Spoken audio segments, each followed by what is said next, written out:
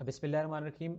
आज हम बात करने जा रहे हैं एफ़ईटी की करैक्टरिस्टिक और एफ़ईटी को हम उसकी इंटरनल कंस्ट्रक्शन देखेंगे, उसका एनालिसिस, और ये देखेंगे कि हम मॉसफेट को यूज़ करते हुए क्या उसमें सेफ्टी प्रिकॉशंस हैं और मॉसफेट को हम एज ए एम्पलीफायर कैसे यूज़ कर सकते हैं।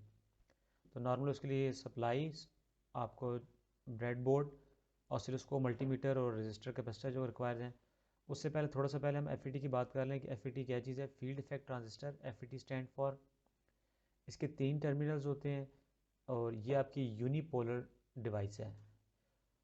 लाइक इसमें इसको जो मेन एप्लीकेशंस लाइक आपकी वैक्यूम ट्यूब्स जिसमें आप इलेक्ट्रिक फील्ड क्रिएट्स करते हैं, उसकी एप्लीकेशन कॉमन है। एफ़ईटी की टाइप्स में first of all JFET, junction field effect transistor, जैसे कि नाम ज़ाहिर है कि जिसमें आपका एक जंक्शन क्रिएट होता है। MOSFET, metal oxide semi conductor field effect transistor, जिनको हम नॉर्मली इंसुलेटेड गेट भी कहते हैं, IGFET भी कहते हैं।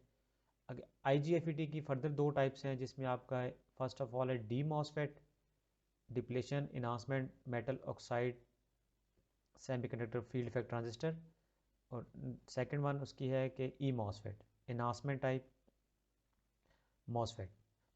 ये आपका टेबल है जिसमें आपको थोड़ा सा एक लिबरेट करने के लिए कि मेन आपकी एफ़ईटी है, उसमें आपकी 2 टाइप्स आती हैं। एक आपकी JFET है और सेकंड वाला आपकी मेटल ऑक्साइड सेमी कंडक्टर एफ़ईटी यानी मॉसफेट, और इसको आप IGFET भी कहते हैं। अब JFET में 2 टाइप्स के हैं, एक एन चैनल JFET है और एक आपकी पी चैनल है। एन चैनल की कंस्ट्रक्शन इस तरह की है, इस पर जब आपने गेट पे अपने वोल्टेज अप्लाई करने हैं तो वो नेगेटिव आपके वोल्टेज होंगे, जो VDD आप अप्लाई करेंगे वो आपके पॉजिटिव होंगे अगर आपका एन चैनल JFET है। अगर आपका पी चैनल है तो आप इसके इन्वर्स हो जाएगा, VDD आपके नेगेटिव हो जाएंगे ड्रेन पे, एंड वाइस वर्सा। उसके बाद है मेटल ऑक्साइड मॉसफेट, यानी उसमें 2 टाइप्स हैं आपकी, डी मॉसफेट है और ई मॉसफेट है। डी मॉसफेट में आपका एक एन चैनल है और एक पी चैनल है। एन चैनल मॉसफेट में इसकी ये कंस्ट्रक्शन है और ये इसकी सिंबॉलिक डायग्राम है, और पी चैनल की ये। इसी तरह ई मॉसफेट में आपका ये एन चैनल ई मॉसफेट और पी चैनल सेम। इसी तरह एन चैनल में आप VDD को पॉजिटिव सप्लाई वोल्टेज अप्लाई करेंगे और गेट पे आप पॉजिटिव, सेम इसी तरह पी चैनल में आपका रिवर्ट हो जाएगा।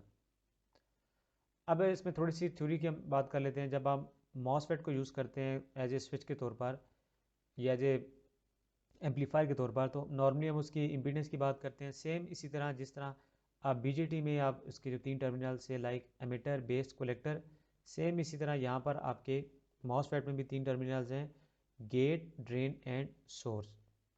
अब मॉसफेट को अगर आप एज ए ट्रांजिस्टर यूज़ करते हैं तो सबसे पहले अभी देख लें कि आपका एक चैनल बना हुआ होता है, एक पाथ होता है कि जिस पे आपकी कंडक्शन होती है, उसमें से आपका चार्ज फ्लो करते हैं और उस चैनल की कंडक्शन या उसके इलेक्ट्रिक फील्ड को आप उसकी फील्ड की स्ट्रेंथ को कम ज़्यादा करके वो कैसे करते हैं, वो जब आप गेट पे वोल्टेज अप्लाई करते हैं तो आपके इलेक्ट्रिक करेक्टरिस्टिक्स हैं वो चैनल की वो चेंज होती हैं, और इसी को आप फील्ड इफेक्ट ट्रांजिस्टर कहते हैं, FET। और दूसरा ये चीज़ है कि जो आपका मॉसफेट होता है वो आपको ऑपरेट करता है 2 मोड्स में। एक इन्हांसमेंट टाइप का मोड, मींस कि आपका वहाँ पर कंडक्टिव जो चैनल होता है वो सोर्स और ड्रेन के इन बिटवीन मौजूद होता है, जिसमें आप मोस्टली कॉमन आप एन टाइप या एन चैनल इन्हांसमेंट ई मॉसफेट यूज़ करते हैं, क्योंकि उसमें आपका इजीली जो गेट को बाइसिंग करते हैं वो आप नेगेटिव करते हैं फॉर पी चैनल के लिए। अब अब ये आपकी इसकी इंटरनल कंस्ट्रक्शन के मैंने एन चैनल मॉसफेट जो कि मोस्ट कॉमनली यूज़ होता है, ये आपका बीच में जहाँ पर ये एक सबस्ट्रेट है एन पी टाइप का, उस पर आपने एन चैनल क्रिएट किया इस सबस्ट्रेट से, और इन टर्मिनल्स को आपने ड्रेन और सोर्स का नाम दे दिया गया, और जो गेट है वो आपका चैनल से इंसुलेटेड होता है। और ये अब ये सप्लाई जो आप इस कॉन्फ़िगरेशन में इसको अप्लाई करते हैं इस केस में कि जब आपने इसका क्यू पॉइंट को एडजस्ट करना होता है। ये इसका सर्किट डायग्राम है कि जिसमें आपने VGS और VDS आपने वोल्टेज इस कॉन्फ़िगरेशन में अप्लाई करने होते हैं।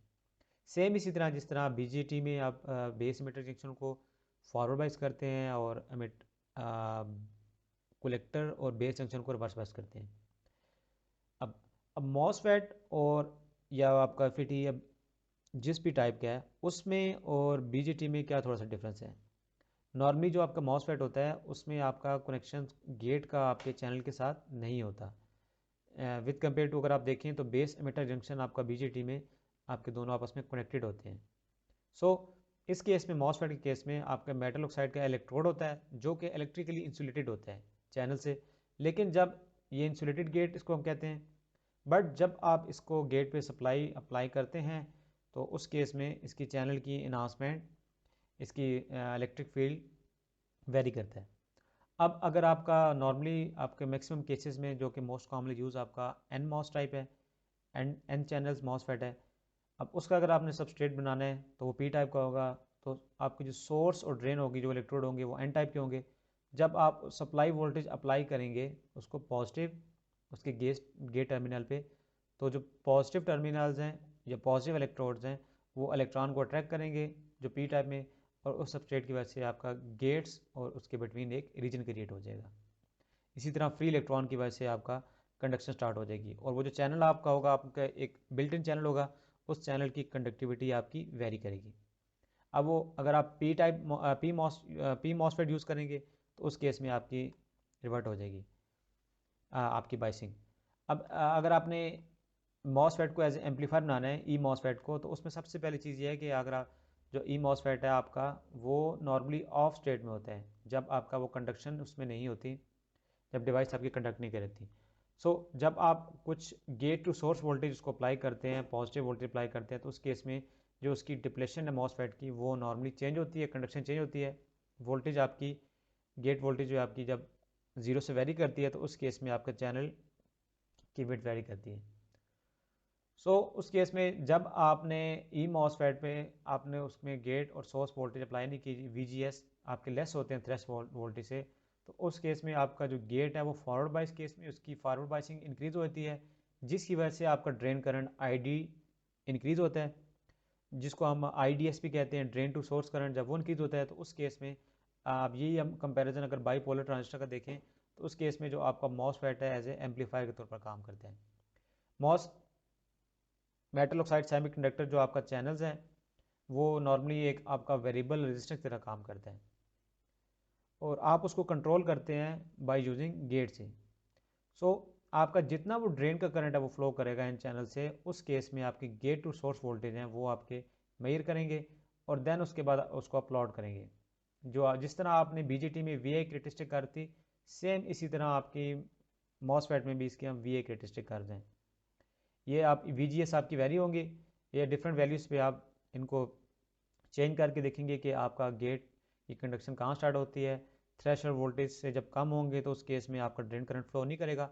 जैसे ही आपके थ्रेशोल्ड वोल्टेज से VGS gate to source voltage बढ़ेंगे उस केस में आपका ड्रेन करंट फ्लो करेगा, और देन आपका जो VGS आपका ऑन स्टेट में चला जाएगा, मीन्स कि आपका मॉसफेट ऑपरेशन स्टेट में आ जाएगा।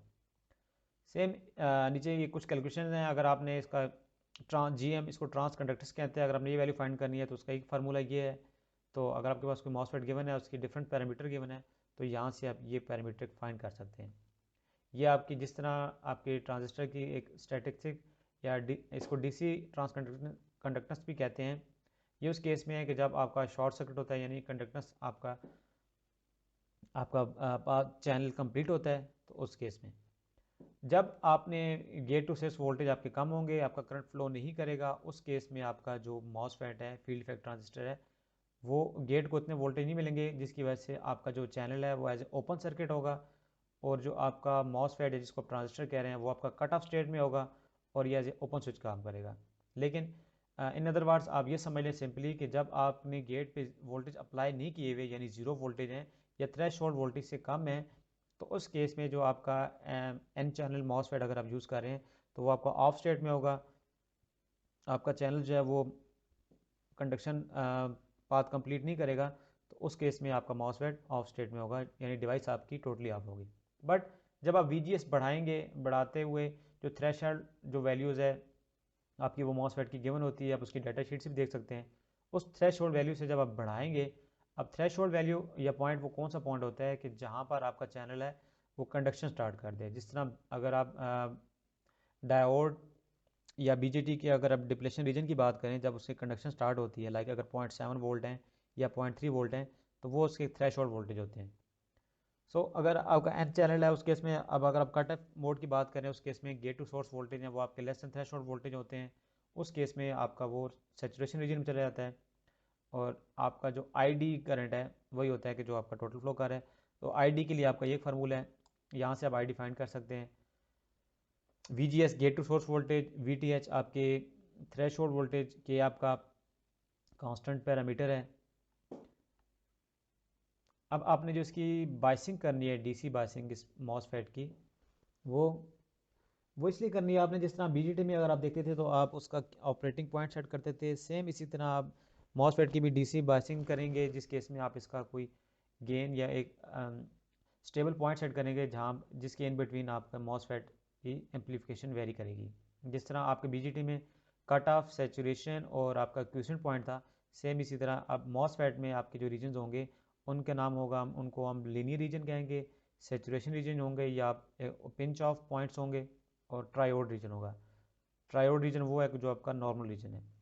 सो जब मॉसफेट को आप एज एम्पलीफायर यूज़ करेंगे तो हम इसका जो क्यू पॉइंट है वो इस तरह सेट करेंगे कि ये सेचुरेशन जिस तरह आपका बीजेटी में था, तो सेम आपके इस तरह ऑपरेशन सेट करेंगे कि इसका क्यू पॉइंट जो है वो रिप्रेजेंट करे डिफरेंट वैल्यूज़, कौन कौन सी ड्रेन करंट की, गेट टू सोर्स की, कि इन वैल्यूज़ के यूज़ करके आप ये इसका डीसी पॉइंट सेट करें, डीसी बाइसिंग पॉइंट सेट करेंगे कि इस पॉइंट के इन बिटवीन जब मॉसफेट को हम यूज़ करेंगे तो ये एज ए प्रॉपर एम्पलीफायर काम करेगा।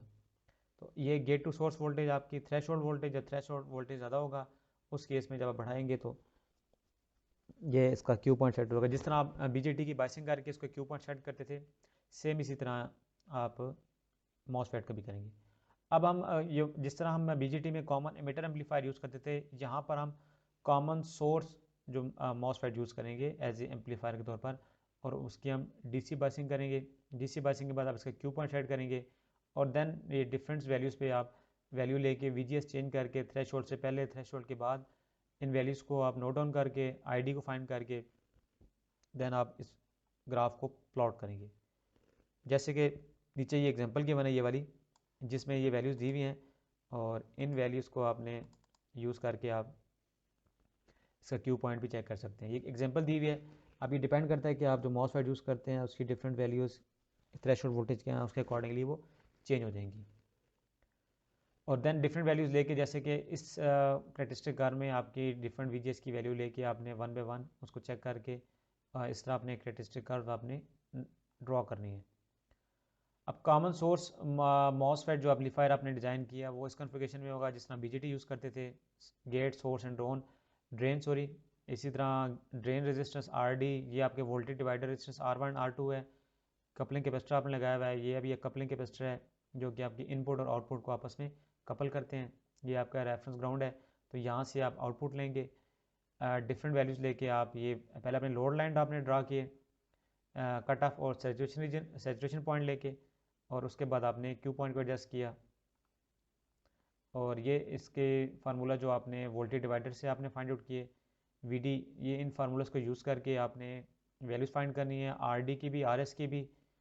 ये डिफरेंस वैल्यूज़ आपने VGS, VG, जो जो वैल्यूज़ आपने फाइंड करनी है इसके फार्मूले आपके सिंप्लीफाइड फॉर्म में जो कि डिराइव फार्मूलाज हैं, इनको यूज़ करके आपने ये वैल्यूज़ फाइंड करके आपने इन ग्राफ को प्लॉट करना है। और एक नेक्स्ट एग्जांपल में डिफरेंट वैल्यूज़ लेके आपको नेक्स्ट टास्क में दिया गया कि आपने ये वैल्यू यूज़ करनी है, इन वैल्यूज़ को यूज़ करके आपने ये कैलकुलेटेड एक आपकी वैल्यूज़ हैं, ये डिफरेंट पैरामीटर फाइंड करेंगे आप, और पैरामीटर फाइंड करने के बाद आपके इसी को आप इम्प्लीमेंट करेंगे through Proteus and then through hardware. ये डिफरेंट वैल्यूज़ हैं, आप इन फार्मूलाज के थ्रू फाइंड आउट करके, एग्जांपल है। आप इसके साथ एक एग्जांपल और सेल्फ एग्जांपल आप जो है प्रोटियस पे ड्रॉ करेंगे उसका सर्किट, जो कि वैल्यू उनसे डिफरेंट होनी चाहिए जो कि इसमें गिवन है। और ये आपका मॉसफेट का एम्पलीफायर है। ये आपकी प्रैक्टिकली एक थ्योरेटिकली एक एग्जांपल थी जिसके आपने यहाँ पर इम्प्लीमेंट करके ये वैल्यूज़ फाइंड आउट करके ये वैल्यूज़ आपने की हैं, लेकिन जो आप प्रोटियस पे ड्रा करेंगे वो वैल्यूज़ इनसे डिफरेंस होंगी जो कि यहाँ पर गिवन है। ये जो आपकी एग्जांपल स्टार्टअप में यहाँ पर ये वैल्यूज़ हैं, ये वैल्यूज़ आपको चेंज करेंगे, लोड की वैल्यू, थ्रेशोल्ड वैल्यू चेंज करेंगे। अब मॉसफेट कोई और ले लेंगे देख के, उसकी वैल्यू को यूज़ करके आप ये सब वैल्यूज़ कैलकुलेट करेंगे जिस तरह आप एक एम्पलीफायर को डिज़ाइन करते हैं। उसके बाद एक और इसकी एप्लीकेशन है जो कि आपकी CMOS complementary metal oxide semiconductor है। हम उसकी voltage characteristic transfer characteristic curve देखेंगे और देखेंगे कि हम इसकी CMOS को हम कैसे एज ए इन्वर्टर यूज़ करते हैं। जिस तरह आप कॉमन मीटर को एज ए फेज़ इन्वर्टर की तरफ यूज़ करते हैं, इसी तरह CMOS को हम एज ए इन्वर्टर के तरह यूज़ करेंगे। अब इसकी कंस्ट्रक्शन कुछ बेसिक सिंपल सी है कि आप ये थ्योरी आपको देख लीजिएगा। इसमें नॉर्मली इसमें ये चीज़ है कि आप एक PMOS और एक NMOS को आपस में इंटरकनेक्टेड करते हैं इन्वर्टेड फॉर्म में, कि उनके दोनों के ड्रेन आप कॉमन कर देते हैं और एक सोर्स पे आप VDD अप्लाई करते हैं और एक सोर्स को ग्राउंड करते हैं और उनके गेट टर्मिनल्स को आपस में शॉर्ट करके वहाँ पर आप इनपुट वोल्टेज अप्लाई करते हैं। तो जब इनपुट अप्लाई करते हैं उस केस में इन्वर्टेड फॉर्म में आपको मिलती है।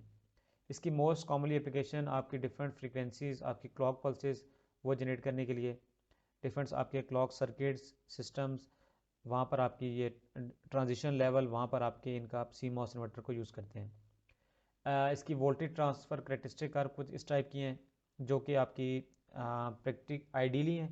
तो इन वैल्यूज़ को आप यूज़ करके आप इस तरह करेक्टरिस्टिक कर्व आगे ड्रा करेंगे। नेक्स्ट आगे टास्क में भी आ रहे हैं। नॉर्मली जो आपका CMOS complementary metal oxide semiconductor जो है वो इन्वर्टर वो किस तरह काम करता है कि जब आप इनपुट पे वोल्टेज अप्लाई करते हैं तो उस केस में आपकी जब इनपुट पे वोल्टेज आपकी नहीं होती, जो दोनों गेट आपने शॉर्ट किए थे, या ज़ीरो होती है या थ्रेशोल्ड से कम होती है, तो उस केस में जो आपका P MOSFET यानी जो ऊपर वाला ये P MOSFET है ये वाला आपका ऑन हो जाता है और देन आपका N MOSFET वो ऑफ होता है। उस केस में अगर आप देखें तो ये आपका VDD के साथ कनेक्ट होता है। ये P MOSFET VDD के साथ कनेक्ट है, ये ऑन होगा तो आपको आउटपुट पे वही वोल्टेज मिलेंगे जो आपके VDD हैं। इन अदर केस जब आपकी इनपुट वोल्टेज हाई होगी तो P MOSFET आपका ऑफ हो जाएगा और N MOSFET आपका ऑन हो जाएगा। और जब N MOSFET आपका ऑन होगा तो ये आपका हाई हो जाएगा, तो ये आपका ये जो टर्मिनल है जहाँ से आउटपुट ले रहे हैं ये ग्राउंड के करीब हो जाएगा, ग्राउंड से शॉर्ट हो जाएगा क्योंकि ये शॉर्ट सर्किट हो जाएगा, ये ओपन सर्किट होगा, तो यहाँ पर आपको ज़ीरो वोल्टेज मिलेंगे। सो यही इसकी इन्वर्शन है जो हम बात कर रहे थे स्टार्टअप में कि जब आप ज़ीरो अप्लाई करेंगे तो आपको आउटपुट पे 1 मिलेगी और जब आप यहाँ पर 1 या हाई अप्लाई करेंगे तो आउटपुट पे आपको यहाँ पर 0 मिलेगी। आउटपुट आप यहाँ से ले रहे हैं जहाँ से इनके दोनों के ड्रेन कॉमन है। ये इसका सर्किट है कि जो आपने दोनों के गेट्स कॉमन किए, यहाँ पर इनपुट अप्लाई कर रहे हैं VDD और यहाँ से वी आउट लेंगे। अब आपने VDD जो नॉर्मली आपने 3 वोल्ट दी है, उसके बाद आपने इसकी जो इनपुट वोल्टेज है वो आपने वेरी करने हैं 0 to 3 वोल्ट और डिफरेंस आपने उसके स्टेप्स लेने हैं, उन वैल्यूज़ को आपने नोट डाउन करना है और देन क्योंकि आपने लास्ट में प्लॉट करना है कि इनपुट और आउटपुट के इन बिटवीन। और अपनी चीज़ देखनी है एनालिसिस का, ये आप इसमें देखेंगे कि जो आपकी आउटपुट वोल्टेज है वो आपकी वेरी करेगी 0 to 3 वोल्ट, क्योंकि आप 0 to 3 वोल्ट दे रहे हैं और आप उसके स्टेप्स मिली वोल्ट्स में कर लें या माइक्रो वोल्ट में कर लेंगे और आप जो आउटपुट वोल्टेज देखेंगे वो भी इसी तरह आपकी वेरी होगी। और वो किस तरह और वेरी वो किस तरह होगी, वो जो आपने VDD अप्लाई की हुई है उसकी डिवाइडेड बाय 2 की फॉर्म में आपको यहाँ हाफ वोल्टेज मिलेगी। देन उसके बाद आप जो VDD है वो आप 3 वोल्ट्स करेंगे, आप एक कैपेसिटर कनेक्ट करेंगे कहाँ पर, जो वी आउट जहाँ से ले रहे हैं और इन ग्राउंड के इन बिटवीन। और देन फिर आप देखेंगे इस सर्किट का बिहेवियर किस टाइप का होगा, इसका सिग्नल किस टाइप होगा, आप उसको ऑसिलोस्कोप पे चेक करेंगे। और देन जो आप सिग्नल जनरेटर यूज़ करेंगे उससे आप स्केयर वेव फॉर्म जनरेट करेंगे जिसका एम्पलीट्यूड 0 to 5 वोल्ट होगा, जिसको आप प्रॉपर मेजर करेंगे ऑसिलोस्कोप से मेजर करके और देन आप उसको अप्लाई करेंगे। ये सारे स्टेप्स आपके यहाँ पर मेंशन है, ये गिवन है। यहाँ से आप देख के ये एनालिसिस करके आप इसकी कैरेक्टरिस्टिक कर्व बनाएंगे और इसका बिहेवियर देखेंगे कि किस तरह ये जो आपका CMOS है एज ए इन्वर्शन के तौर पर काम करता है।